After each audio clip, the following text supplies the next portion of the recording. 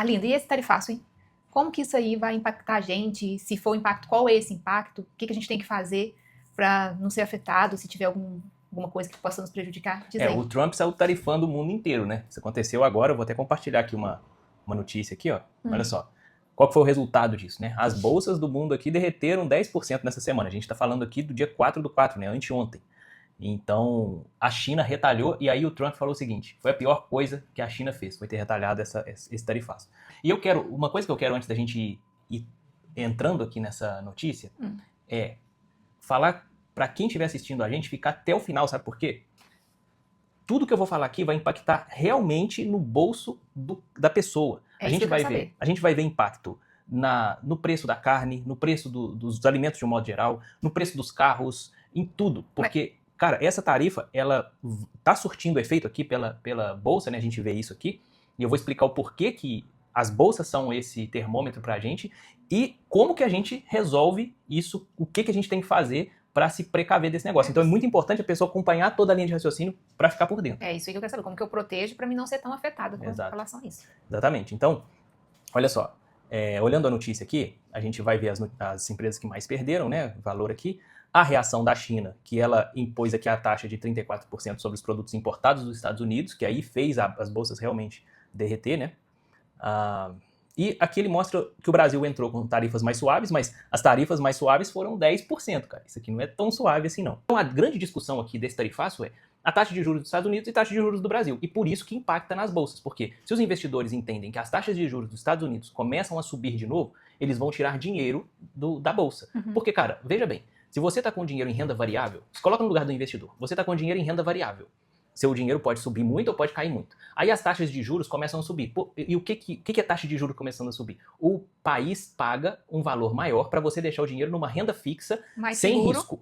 Eu vou tirar da renda variável. Aí você vai tirar da renda variável. Então, esse movimento os investidores tendem a fazer à medida que os juros vão subindo. Se os juros vão caindo, o contrário também acontece. Eles começam a colocar dinheiro em renda variável, começam a colocar dinheiro em empresa, porque começa a valer a pena. Entendeu que o raciocínio? É uma migração, tipo um balanceamento, né? Exatamente. Esse conceito ele tem que estar claro. Por que as bolsas caem? E onde isso impacta na nossa vida aqui? Veja bem, você vai comprar uma geladeira. Aí você chega lá na Casas Bahia, geladeira custa R$3.000. Aí você tem a opção de pagar R$3.000 no Pix ou pagar R$3.000 dividido em 10 vezes sem juros.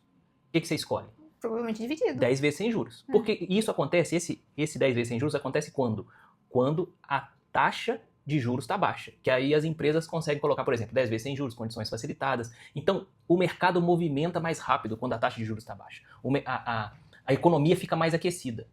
Isso aumenta a inflação. Então, quando aumenta a inflação, a taxa de juros tende a subir para quê? Para frear isso. Então, já não é mais 10 vezes sem juros, é só 6 vezes sem juros, é só 3 vezes sem juros. Aí você começa, não, peraí, vou pensar. Será que eu conserto a geladeira? Será que eu espero mais um pouco? Então, essa mudança na taxa de juros, ela vai afetando a inflação. E a inflação também vai afetando esse movimento de taxa de juros. Meio para equilibrar as coisas, né, as contas. Então, quando as contas públicas estão altas no país, no Brasil, vamos pensar no Brasil, quando as contas públicas estão altas, o que é conta pública? O dinheiro público. O dinheiro público, o governo gastando dinheiro. Beleza? Quando isso aqui está alto, os investidores falam assim, cara, o governo não vai dar conta de pagar porque a taxa de juros também está alta, que é o que está acontecendo agora. O governo não vai dar conta de pagar. Aquele país começa a ter mais risco. Aí o que acontece com o dinheiro do país, com a bolsa do país? O dinheiro começa a sair, as bolsas caem. Isso faz o dólar subir, por quê? É oferta e demanda. Quando os dólares estão saindo muito e entrando pouco, ele começa a subir o preço em frente ao real, porque começa a sair muito, sacou? Isso faz com que o preço dos produtos aqui no Brasil aumente, porque tudo é dolarizado. Pô, tem esse iPhone aqui, ele tem a ver com dólar. Tem essa cadeira aqui, ela tem a ver com dólar, porque ela é produzida fora, os materiais são produzidos fora do país. Tudo que a gente compra, o pão, porque tem a soja, tem a ver com dólar. Tudo que a gente compra tem a ver com dólar. Então, quando os preços dos produtos sobem, a inflação sobe. Quando a inflação sobe, porque o preço do produto subir é a inflação, né? Quando a inflação sobe, o que sobe também? A taxa de juros. E aí, quando a taxa de juros sobe, o que acontece? As contas públicas ficam maiores.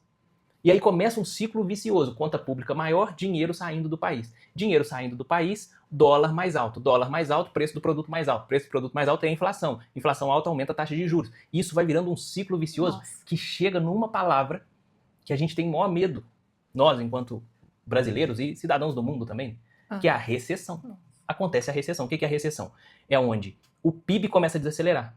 O que é PIB, né? São as riquezas produzidas naquele país. Aí, se a gente for olhar, tem um PIB do mundo também, né? As riquezas produzidas no mundo, elas começam a regredir. Emprego, preços das coisas cada vez mais alto. Poxa vida. E aí a gente começa um cenário de crise. Lembra lá de 2008, que teve aquela grande recessão, né? Que explodiu lá naquela crise, ou 2008, 2009 ali. Uma crise horrorosa. Foi. Depois teve a crise aqui no Brasil em 2014, da Dilma lá, que deu o maior rolo. Então, esse cenário, ele está se desenhando daí pra frente.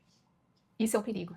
E aí, assim, cara, a gente tá pintando aqui um cenário horroroso. É meio que assustador, na verdade, né? É, porque assim, cara, se você olhar para todos os indicadores do mundo, todos os indicadores do Brasil, você vai ver que a crise tá aí, tá às portas.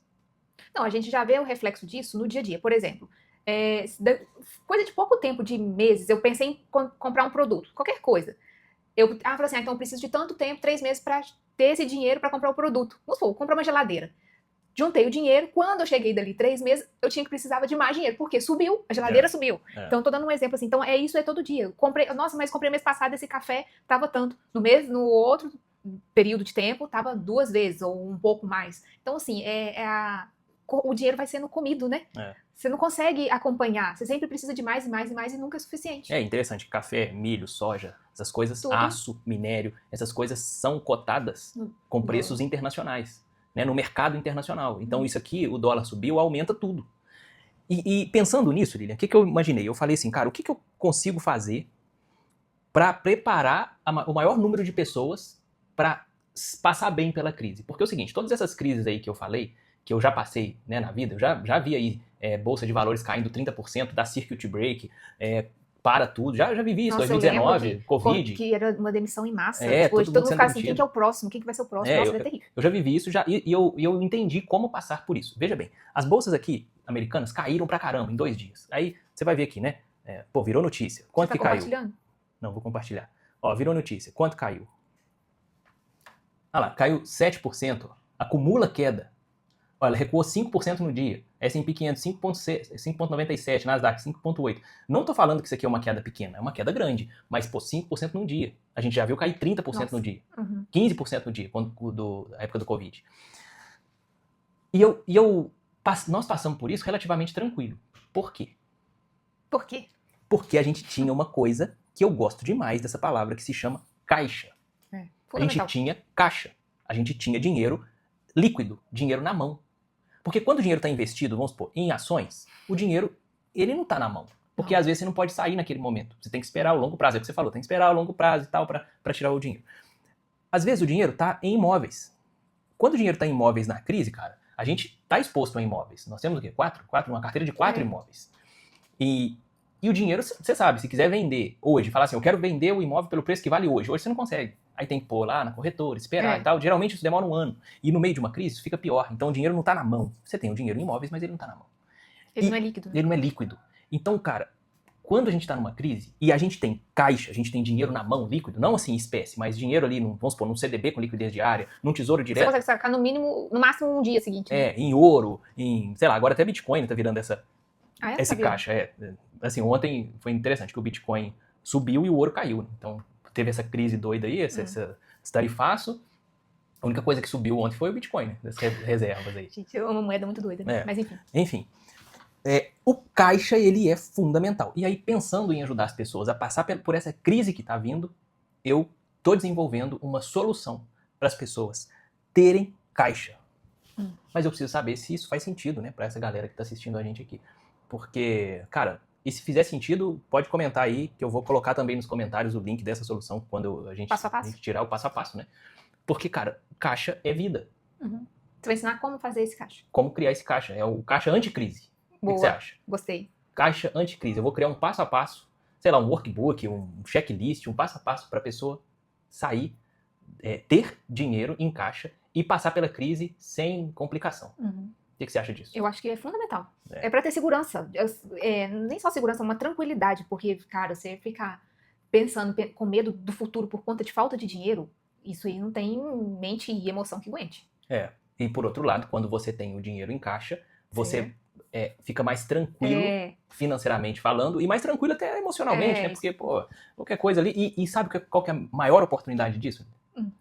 Vamos supor, as bolsas caíram 30%, 40% aí. Se a pessoa já sabe investir em bolsa, já tem o dinheiro na mão e começa a aparecer oportunidade de imóveis, porque vai aparecer pessoas na crise que vão vender imóveis baratos, porque ele está precisando de dinheiro. Se a pessoa tem caixa, ela consegue aproveitar oportunidades.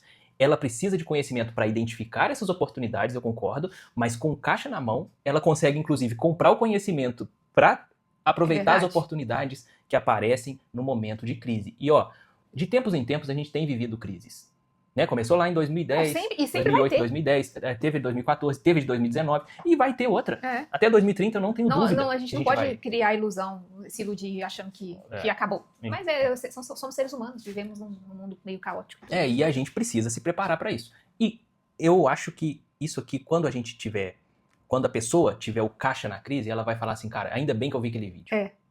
Ainda bem que eu atuei.